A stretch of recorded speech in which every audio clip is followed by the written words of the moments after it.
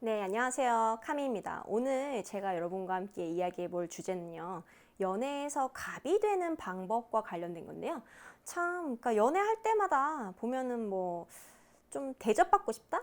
갑이 되고 싶다? 이런 생각을 하시는 분들이 계실 수 있을 것 같아요. 그 이유가 뭔가 하고 생각을 해보니까 이런 생각, 그러니까 연애에 있어서 갑이 되고 싶다는 생각 자체를 한다는 게 그동안 연애에서 을이 되었던, 그러니까 여러 번 을이 되었던 분들이 이제 나 좀 갑 좀 해보고 싶다.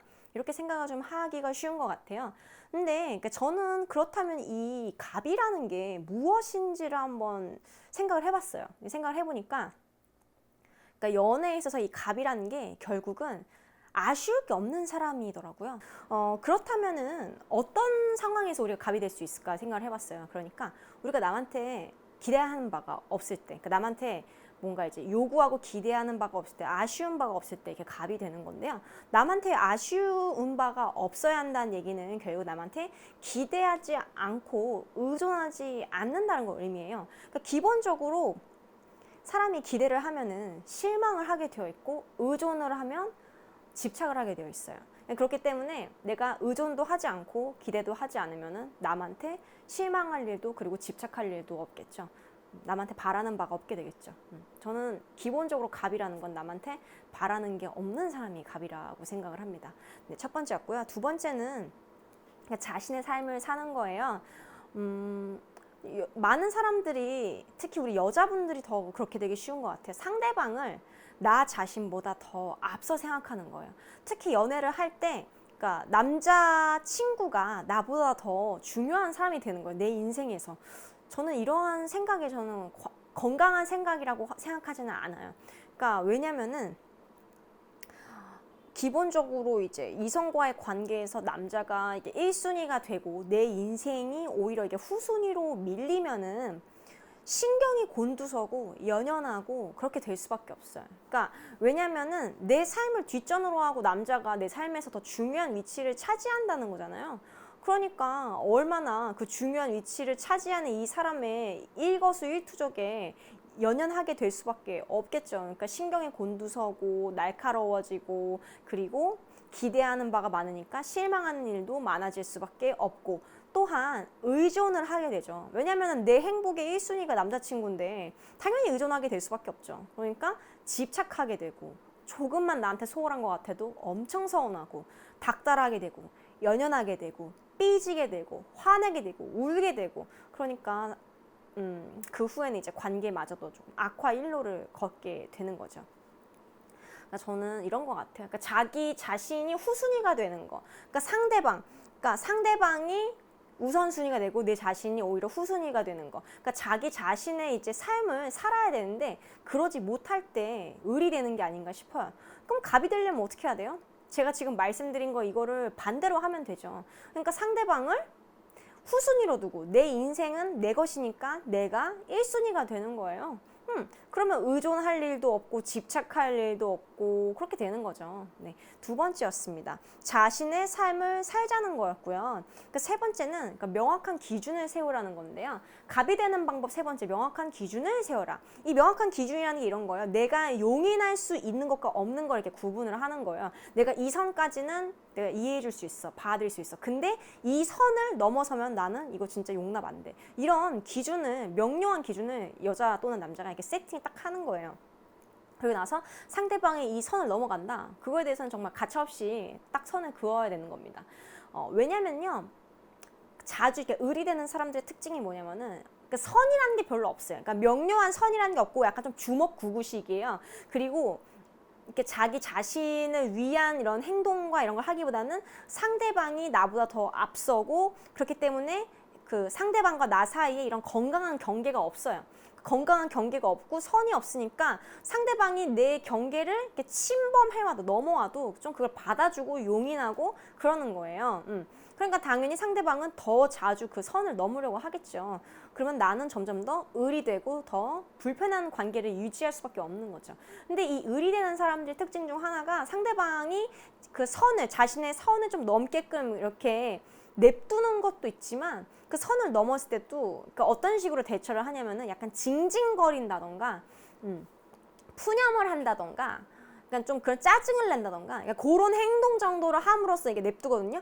징징대고 짜증내고 탓하고 자 이런 거는요 사실 이 상대방 입장에서는 어떻게 받아들이냐면은 아 얘가 나한테 짜증냈네, 아 얘가 나한테 징징댔네. 자 상대방이 나한테 그 행동한 것 자체만으로도 이 사람은 어떻게 받아들이냐면은 이렇게 받아들여요. 내가 잘못한 것에 대한 대가를 치렀다라고 받아들여요. 그러니까 상대방이 내 경계를 넘어온다 하면은 너가 이거 좀 잘못한 것 같아. 나 굉장히 불쾌해. 너가 나의 지금 경계를 넘어왔고 너가 이 선을 넘어오면은 나도 어떻게 할지 모른다. 이렇게 분명하고 명료하게 이렇게 딱 이야기를 해야 돼요. 근데 보통 의리되는 사람들은 그러지 않죠. 왜 그래?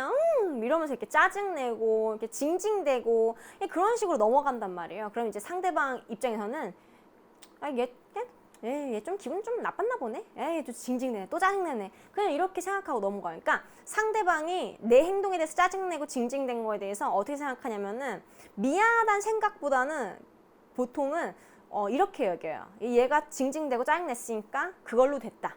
그러니까 나는 내 행동에 대한 대가를 치렀다. 이렇게 생각을 한다는 거예요. 그래서 우리는 단호하고 명료하게 이야기를 자신의 의사 표현을 할 필요가 있고요. 그러니까 선이 분명해야 돼요. 그러니까 명확한 기준을 세워야 되는 게 바로 이런 거예요. 건강한 경계를 지키기 위해서거든요. 그래야 우리가 이제 을이 되지 않을 수가 있어요. 그래야 우리가 갑이 될 수 있습니다. 네.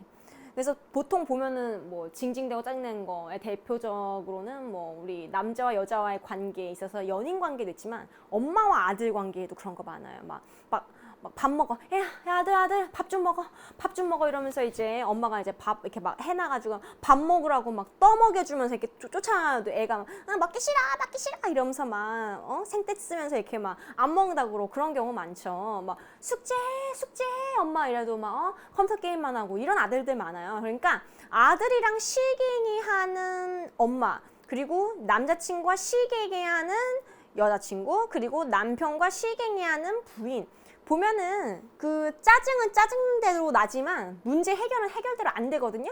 그 이유가 남자를 대할 때는요 그렇게 징징대고 징징대고 짜증을 부림으로써 남자의 행동의 변화를 이제 가져오려고 하는 게 안 돼요. 그러니까 왜냐면은 이 남자라는 존재들은 여자가 나한테 짜증내고 막 징징대고 막 잔소리하면요 그걸로써 내 행동에 대한 대가를 치렀다고 생각하거든요. 그러니까 절대 이게 이 남자들이랑 시갱이하는 이 여자들 보면요 되게 어리석은 거예요 사실은. 그러니까 그런 식으로 행동해서는 절대 남자가 원하는 대로 이제 행동을 하지 않습니다. 이런 분들은 당연히 관계에서 을이 되기를 자처하시는 분들인 거죠. 그러니까 이런 상황에서 남자랑 시갱하는 이 여러 종류의 관계에 있는 이 여성분들 있죠. 엄마든 부인이든 뭐 여자친구든 이럴 때 이분들이 좀 갑이 되기 위해서는 뭐 아까 제가 말씀드린 것처럼 기본적으로 아쉬운 게 없어야 돼. 그러니까 네 밥 안 먹으면 네 배고프지 뭐 내 배고프냐? 이러면서 밥 딱 치워버려야 되는 거예요. 그러니까 뭐 밥 안 먹는 반찬 투정하는 아들내미 있잖아요. 막 밥 안 먹는다고 그러면은 쫓아다니면서 밥을 먹일 게 아니라 우리 집에 점심시간, 우리 집에 식사시간은 점심 몇 시부터 몇 시, 저녁 몇 시부터 몇 시야. 그리고 나는 엄마니까 그 시간에 밥을 차릴 거고 밥을 같이 먹을 거야. 그런데 너가 밥 먹기 싫다고 투정 부리면은 엄마는 그 이후의 시간에 대해서는 그 어떤 먹을 것도 너에게 제공하지 않을 거야. 이렇게 딱 얘기하고 밥 먹기 싫다고 투정 부리고 안 먹으면 그냥 치워버리는 거예요. 그냥 원리 원칙에 입각해서 그냥 그렇게 행동하시면 되는 거야. 그 솔직히 밥 안 먹으면은 지 손해이지 내 손해입니까? 그죠? 그러니까 우리 여자들이 좀 쓸데없는 좀 동정심이라고 해야 되나요? 좀 쓸데없는 오지랖? 동정심? 이런 것들 때문에 자기 팔자 좀 자기가 꼬는 경우가 좀 많거든요. 근데 이렇게 이런 경우에는 좀 명확한 기준을 세워야 돼. 그러니까 명확한 기준 세우시고 내 기준, 명확한 기준 내 가이드라인, 룰 설명하고 이 룰에 안 따랐을 때 나오는 결과값에 대해서 분명하게 고지하고 그 후의 행동에 대해서는 철저하게 자기가 책임을 지게끔 만드는 거예요. 그러니까 저는 뭐 제가 아직 애 낳고 결혼한 사람은 아니지만 남편이든 아들이든 간에 제가 만약에 나중에 뭐 남자와의 관계에 있어서 그런 부분을 해결해야 할 때는 저는 그렇게 할 생각이에요. 분명하게 내 룰에 대해서 딱 설명하고 그걸 따르든 말든 그건 네 자유고 안 따랐을 때 손해보는 것도 너고 이렇게 분명하게 설명을 할 것 같아요. 그래서 우리 여성분들은요, 좀 쓸데없는 동정심을 좀 버리셔야 여러분 삶에 조금 더 이득이라는 거예요. 그러니까 좀 쓸데없는 동정심 좀 버리세요. 그게 그 밥 먹으라고 쫓아다니면서 그걸 또 그렇게까지 먹여요, 그죠? 그 지 밥 안 먹으면 지 손해지. 그러니까 우리의 이런 소중한 정신 에너지를 그런 좀 소모적인 데 쓰면 안 된다는 거예요. 정말 딱 가이드라인에 맞게, 룰에 맞게, 부드럽지만 단호하게. 그렇게 하셔야 한다는 거예요. 네. 그래요. 그래서 저는 좀 주변에 보면 그렇게 남자들과 시갱이 하시는 그 여자분들 보면 좀 참 안타깝더라고요. 그러니까 우리 인생을 지금 아름답게 갖고 가기에도 좀 부족하고 빠듯한 시간인데 남자들한테 징징대고 잔소리하고 타박하고 저러느냐고 우리의 시간과 소중한 정신 에너지를 좀 낭비하는 게 제가 봤을 때는 그렇게 썩 바람직한 모습은 아닌 것 같아요. 다시 한번 정리해 볼게요. 연애에 있어서 갑이 되는 방법 첫 번째는요. 아쉬울 게 없어야 한다 그랬죠. 그렇죠? 아쉬울 게 없는 사람이 갑이라고 했어요. 자, 두 번째는요. 자신의 삶을 산다는 거예요. 자신의 삶을 살아야 한다고 이야기를 했어요. 타인을 내 삶보다 더 중요하고 앞선 우선순위로 두면 절대 안 된다는 거였고요. 마지막 세 번째는 명확한 기준을 세우고 그것에 맞게 행동하라는 거였습니다. 명확한 기준이 없으면 타인이 내 경계를 침입하기 쉽다 그랬죠. 그리고 그 침입한 거에 대해서 그 무방비하게 정확하고 명료하게 대처하지 않으면 사람들은 더 자주 더 강렬히 그 경계를 계속 침범하게 된다고 했어요. 그리고 그렇게 경계를 침입했을 때는 단호하지만 부드럽지만 단호하고 명료하게 딱 이야기를 해야 한다고 이야기를 했지 막 징징대고 짜증내고 막 이렇게 이야기해봤자 상대방은 행동의 변화가 일어나지 않는다고 이야기했습니다. 왜냐? 그 잔소리를 듣는 것만으로도 자기가 잘못 행동한 것에 대해서 충분히 대가를 치렀다고 생각하기 때문이라고 얘기했어요. 그래서 뭐 아들을 키우시는 어머니든 뭐 남편과 함께 사는 부인이든 또는 남자친구가 있는 여자친구분이든 절대 남자를 대할 때는 개를 대하듯이 하시면 돼요. 개를. 그러니까